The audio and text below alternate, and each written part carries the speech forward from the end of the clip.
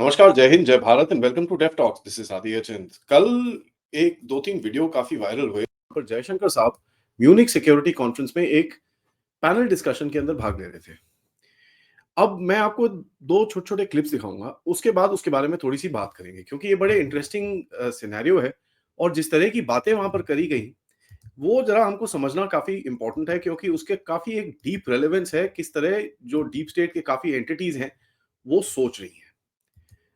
तो पहले सबसे पहला वाला वीडियो देख लेते हैं, उसके बाद time, and I have to say this in all honesty, where West treated democracy as a Western characteristic and was busy encouraging non-democratic forces in the global South.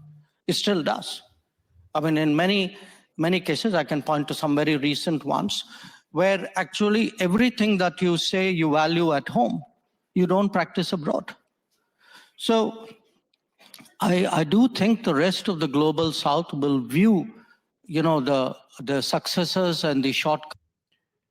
यहाँ पर मैं एक सेकंड रोकूंगा आपको। डेमोक्रेसी की काफी बात चल रही थी एंड जो क्वेश्चनिंग पहले हुई थी, इससे पहले इसका जो थीम था कि साहब जो अभी एक 4 साल का हमको झटका लगा है, फॉर एग्जांपल जो डोनाल्ड ट्रंप वहां पर आए हैं, जो 4 साल का झटका लगा है, how does the liberal democracy survive?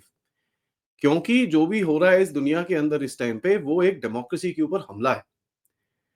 तो यहाँ पर डेमोक्रेसी के बारे में जयशंकर साहब का व्यू पूछा और he is saying what he is saying. Comings and the responses of other countries, they will also ask themselves which ones of them they relate to. You know, I would argue that in many ways, India, because it's historically been an open society, one very much linked with the world, many countries of the global South are more likely to say the Indian experience is more transposable to their societies than perhaps those of others. So I do think in our progress as a democracy, the fact that, for all the challenges that we've had, even at a low income, we have stayed true to the democratic model, which is almost, if you look at our part of the world, we're pretty much the only country that has done that. So I think it's something the West should look at, because if you do want democracy eventually to prevail, it's important the West also embraces successful models outside the West.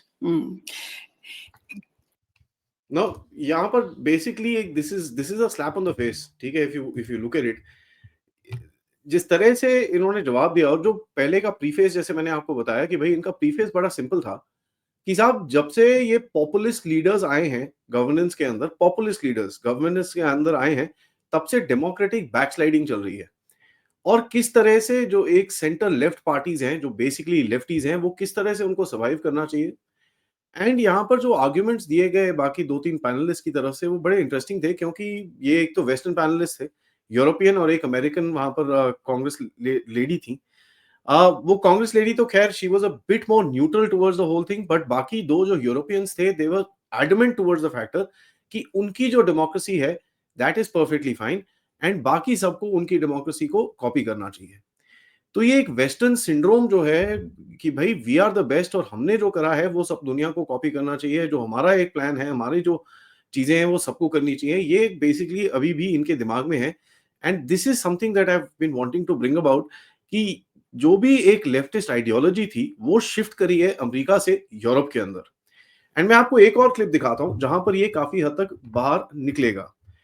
Jaishankar साहब is pointing fingers very very hard, और एक चीज हमको समझनी चाहिए कि जिस तरह से दुनिया अभी चेंज हो रही है, इट शोड अस फील कि इन लोगों को समझ में नहीं आया है कि दुनिया बदल चुकी है। So let's watch this. Here. Jay, can I make 2 quick comments here?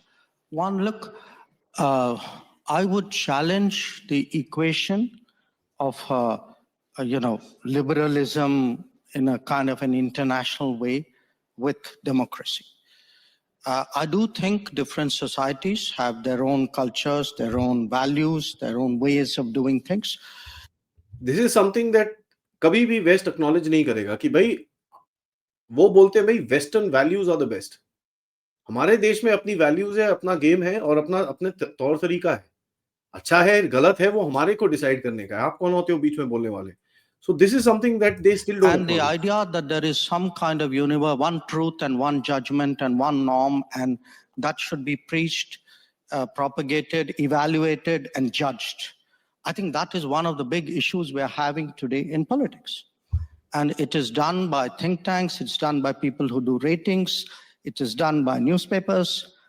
So I think there is a reaction in many parts of the world to self-appointed custodians, people who've never fought an election, who are nothing to do with democracy, actually telling the rest of the world what is right and what is wrong in democracy. And I think it is, to me, inevitable that it will be challenged.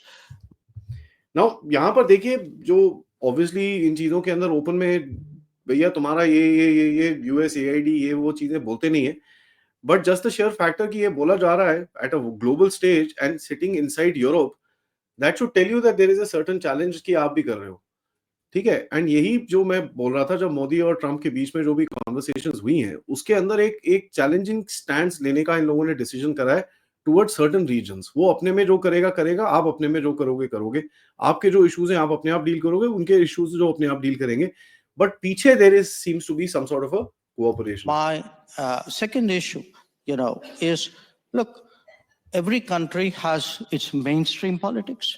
It has its outliers. Okay. If I were to look, for example, at how much Europeans, Westerners reach out to outliers in those societies, if I were to look at what do Western ambassadors do in India, if my ambassadors did a fraction of that, you would all be up in arms. So I think there are double standards here. Now that is a hard hitting statement.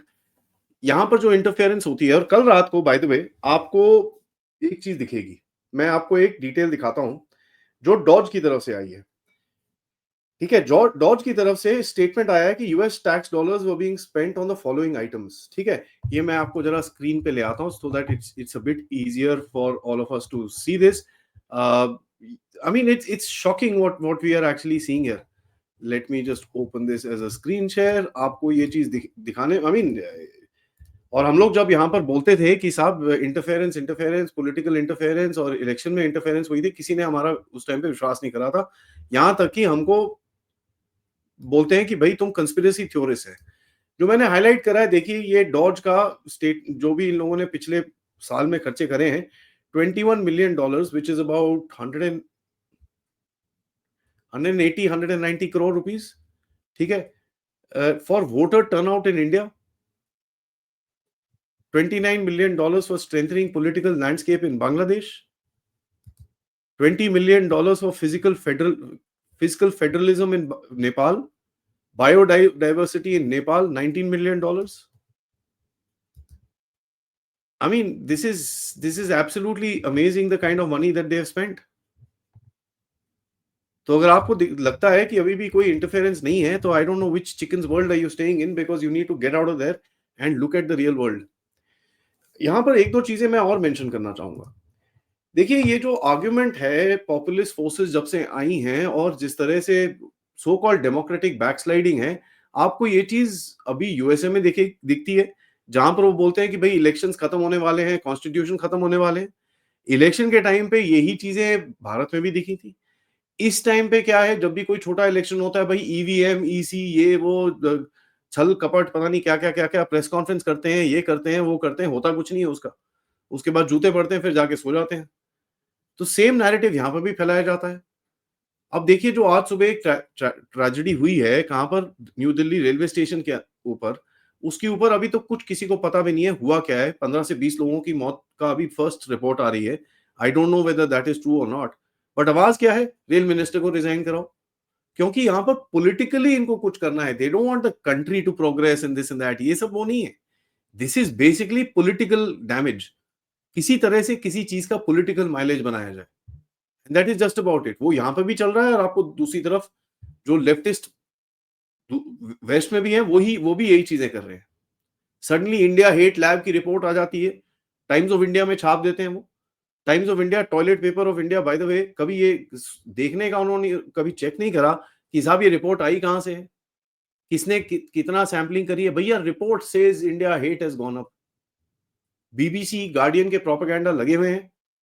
And देखिए, this is something that we need to understand. European Commission का जो एक इस time पे which is something known as the European Commission of the क्या joint research centre of the European Commission, ये एक organisation है जिसके अंदर जॉइंट रिसर्च सेंटर के अंदर न्यूज गार्ड जैसे पार्टनर्स बैठ के ऑनलाइन मिस इन्फॉर्मेशन को ट्रैक करते हैं और उसको सस्पेंड करते हैं। तो आप लोग सब सोच रहे होंगे यार आदि आपका अभी शैडो बैन क्यों चल रहा है, सामने है आपके, ठीक है। उसके बाद देखिए यहां पर जो इनके स्टेटमेंट्स आते हैं कि भाई हमारा जो ये प्लेटफॉर्म्स है एक्स की तरह हमारी डेमोक्रेटिक सोसाइटी को डिस्ट्रॉय कर रहा है। जो आप चीजें कर रहे हो दोनों तरफ से वो कुछ नहीं है। जर्मनी में एक फार राइट पॉलिटिकल पार्टी है, उसको बोलते हैं भैया नहीं नहीं नहीं आप हम आपको बैन कर देंगे। तो जो चीज फिर शेख हसीना ने करी थी उसमें और जो जर्मनी कर रहा है उसमें क्या डिफरेंस है। आई मीन उस शेख हसीना के लिए आप रोते हो लेकिन जर्मनी के लिए जर्मनी करे तो सब बढ़िया है भैया, everybody will stand together and support it.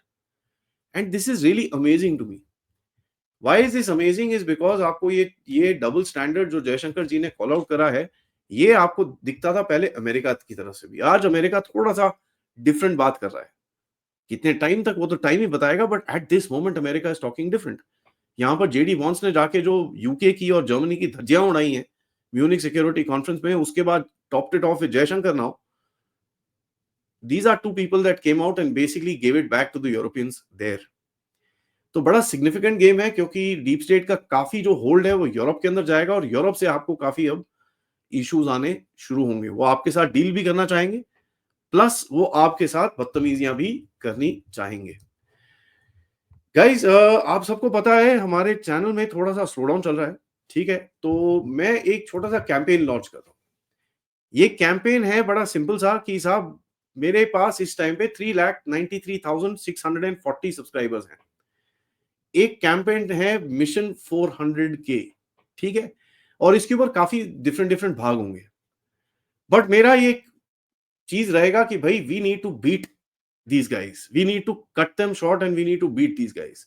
तो वो बीट करने के लिए मुझे आपकी मदद चाहिए एंड आपकी मदद चाहिए because I am gonna track the subscribers and मैं आपके साथ डेली हर शो के सब्सक्राइबर्स आपके साथ शेयर करूंगा। अगर मैं 5 मिनट के बाद भी रिकॉर्डिंग करूंगा तो I will tell you let's track this, because ये आपको बता रहा है कि हमारी बात करने की क्षमता को किस तरह रोका जा रहा है। तो मिशन 400 के इस टाइम पे है 3,93,640। ज्वाइन इन, लाइक करिए, सब्सक्राइब करिए चैनल को end of course share this with your friends and families, उनसे भी लाइक और सब्सक्राइब जरूर कराइएगा।